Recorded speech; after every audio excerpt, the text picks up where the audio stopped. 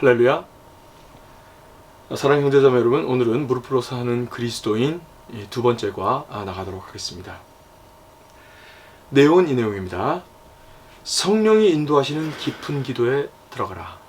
이게 제목과는 다른데요, 제목에는 그 내용을 정확히 이렇게 담아내지 못해서 제목을 바꿨습니다. 성령이 인도하시는 깊은 기도에 들어가라. 이것이 핵심 주제입니다. 습관적 짧은 기도로는 운명을 변화시키지 못합니다.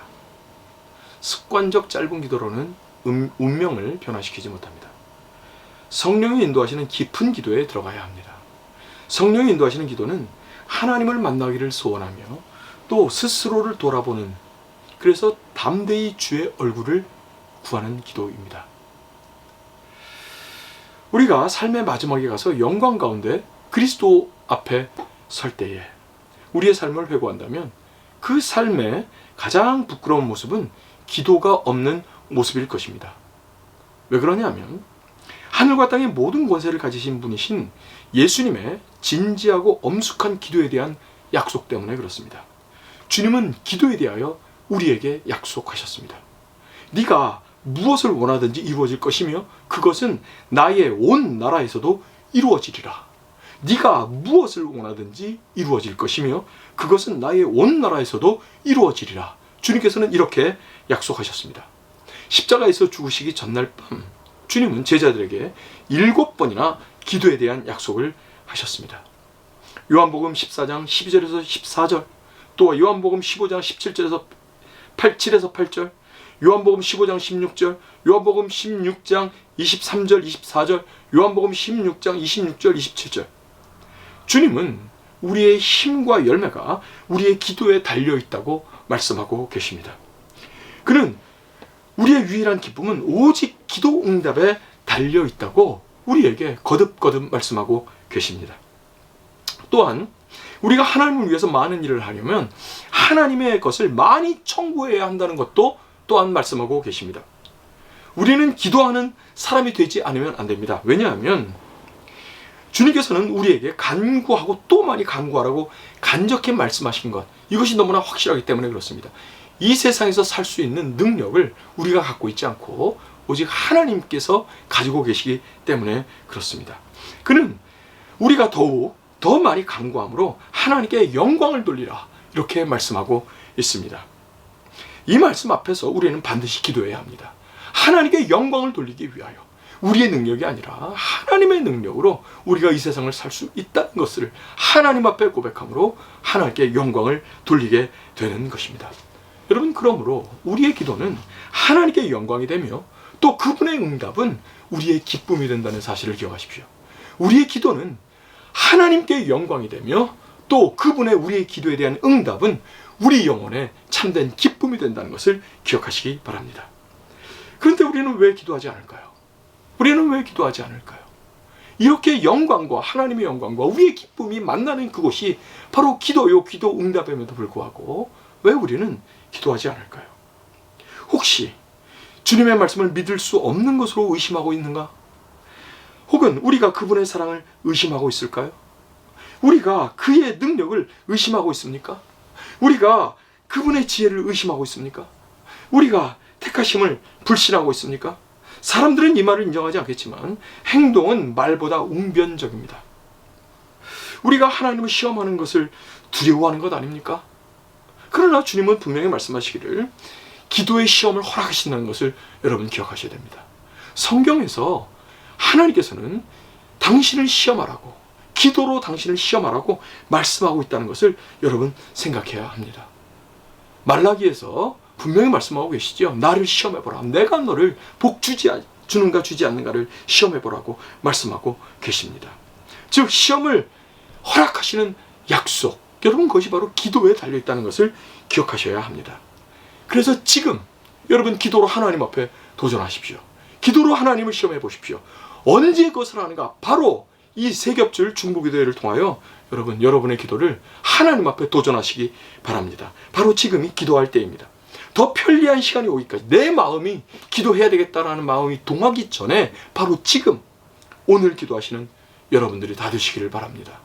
하나님을 신뢰하고 기도하는 사람이 되십시오.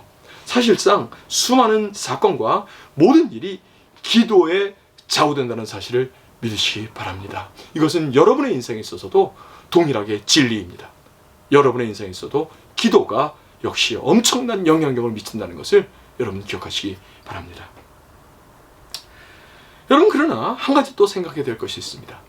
짧은 기도, 매일 습관적으로 마음을 들임없이 반복적으로 드리는 짧은 기도 가운데 하나님의 응답하심을 발견할 수 있을까요? 여러분은 타성에 젖은 기도를 기억하고 있습니까? 타성에 젖은 기도, 매일 반복하는 몇 마디의 기도 가령 예를 들면 이 식사 기도 같은 것이죠. 자기 전에 간단하게 하나님 인도해 주셔서 감사합니다, 이렇게 하는 것. 여러분, 그 짧은 기도가 기도라고 할 수 있겠습니까? 여러분, 그것 갖고는 운명을 변화시킬 수 없습니다. 그런 기도 갖고는 운명을 변화시킬 수 없습니다. 하나님 나라에 대한 원대한 비전을 가지고 있다면, 또 하나님의 교회가 부흥할 것을 바라보는 소원함이 우리 마음 가운데 있다면, 하나님의 세계 통치하시는 것, 이것이 그 가운데서 내가 쓰임받기를 원한다면, 내 삶 안에서 영향력 있는 삶으로 살기를 원한다면, 하나님의 전능하신 손을 기도로 움직이려는 담대함이 있다면, 여러분, 만약에 그러한 마음이 있다면 우리는 기도할 것입니다. 이 모든 것을 하나님의 풍성함으로 반드시 다 채우실 것입니다. 하나님께서 하나님의 풍성함으로 우리가 이렇게 원대한 비전을 가지고 나간다면 하나님께서 그것을 다 채우실 것이 분명하기 때문에 우리는 기도하지 않을 수 없을 것입니다. 여러분, 이러한 기도하기를 바랍니다.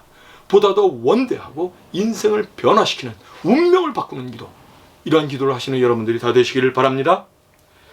그런데 우리가 생각할 때 그런 기도를 어떻게 하는지 잘 모르겠는데요, 이렇게 말할 수가 있죠. 충분히 그렇게 물으실 수 있습니다.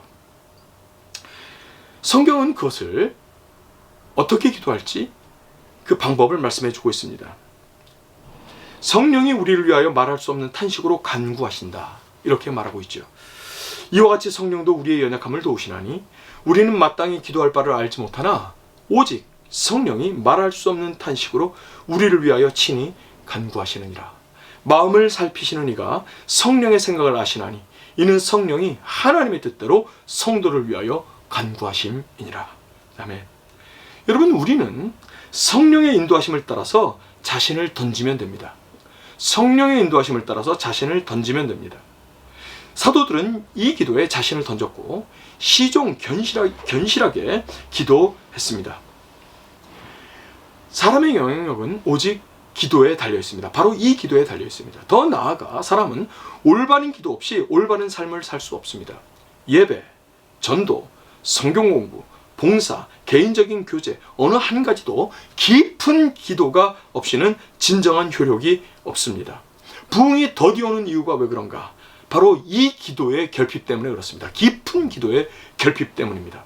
성령이 인도하시는 깊은 기도, 몰두하게 하시는 이 기도를 통하여 하나님은 당신의 영광을 드러내십니다. 그런데 깊은 기도, 던지는 기도가 무엇인가? 성령이 인도하시는 그 기도가 무엇인가? 여러분, 그것이 아직 감이 안 잡히시죠?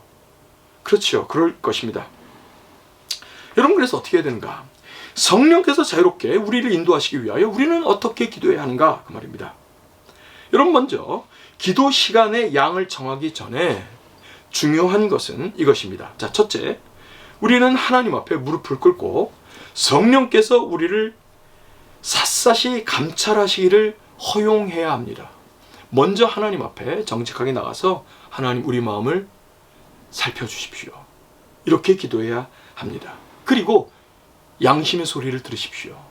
하나님께서 우리에게 지적하시는 그 죄, 내 양심에 거리끼는 것이 무엇이었는가? 여러분, 그것을 잠잠히 하나님 앞에서 여러분 자신을 돌아보시기 바랍니다. 하나님, 내 마음을 살펴보게 하여 주십시오. 내 마음의 여러 가지 것들을 깨닫게 하여 주십시오, 라고 기도하고 하나님 앞에서 잠잠히 양심의 소리를 들으시기 바랍니다. 이것이 첫 번째입니다. 두 번째, 우리는 성심성의를 다하여 기도하겠는가? 그 말입니다. 진짜 내가 원하는 것, 이루어질 것을 위하여 하나님 앞에 진지하게 내가 원하는 바를 기도하는가 하겠는가. 여러분, 이것이 두 번째 조건입니다. 여러분, 그렇게 기도하시기 바랍니다. 그리고 진정으로 하나님의 뜻을 행하기를 원하는가. 그 일을 위하여 하나님께서 하시는 말씀이 있다면 내가 진정으로 그 말씀을 순종하겠는가. 여러분, 순종하실 마음으로 기도하십시오. 말씀하시면 순종하겠습니다 라는 마음으로 여러분 기도하시기 바랍니다. 그리고 이제 네 번째인데요, 진정으로 그 약속을 믿는가. 내가 기도한 그것을 또 잊어버리고 까먹는 경우가 있습니다. 믿지 않는 경우가 많죠. 그런데 기도한 그것을 내가 진정으로 믿고 마음으로 붙잡아야 하는 것입니다. 그렇다면 좀 더 하나님 앞에 나가서 무릎을 꿇고 시간을 보낼 수 있겠죠. 만약에 이 일만 한다 하더라도 적어도 하나님 앞에 진지한 기도, 시간을 정해놓는 기도가 아니라 진지한 기도, 성령께서 인도하시는 기도를 하실 수 있으실 것입니다. 여러분, 하루에 지나치게 많이 기도하겠다고 서약하지 마십시오. 다만 많이 기도하겠다, 하나님께서 인도하실 때 빨리 가야 되겠네, 이런 마음을 갖는 게 아니고, 하나님께서 인도하실 때 그저 기도하겠다, 그 마음이 있을 때 기도하겠다 라고 결심만 하십시오. 그러나 기도에 대한 이러한 작정은 귀중한 것으로 반드시 자발적이어야지 억지로 시작해서는 안 됩니다. 하나님께서 우리에게 기도하기 원하시는 것은 확실한 사실입니다. 하나님이 우리에게 기도하기를 원하십니다. 문제는 우리가 바로 이렇게 깊고 진지한 기도를 시작하기를 원하는가 하는 이 마음이 더욱더 중요한 것입니다. 여러분, 습관적인 짧은 기도로는 운명을 변화시킬 수 없습니다. 성령이 인도하시는 대로 깊은 기도에 들어가야 합니다.